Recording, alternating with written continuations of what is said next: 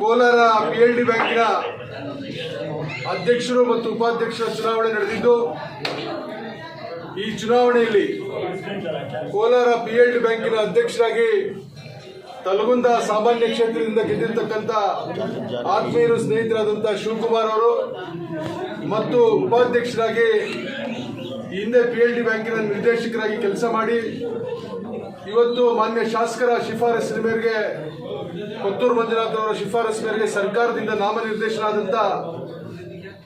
Madderi SFCS ನ ಮಾಜಿ ಅಧ್ಯಕ್ಷರಾದಂಥ ಮಾಜಿ ಗ್ರಾಮ ಪಂಚಾಯತ್ ಅಧ್ಯಕ್ಷರಾದಂಥ ಜಂಬಾಪುರ ವೆಂಕಟರಾಮ್ ಅವರು ಉಪಾಧ್ಯಕ್ಷರಾಗಿ ಹಿರಿಯರಾದಂಥ ಬ್ಯಾಟಣ್ಣವರು, ಶಶಿ ಅವರು ಮತ್ತು ನಮ್ಮ ಬೈರೇಗೌಡರು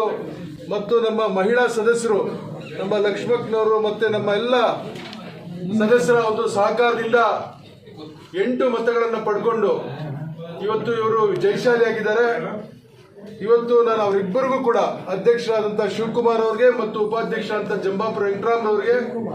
ಅಭಿನಂದನೆಗಳನ್ನು ಈ ಸಂದರ್ಭದಲ್ಲಿ ಸಲ್ಲಿಸ್ತೇನೆ.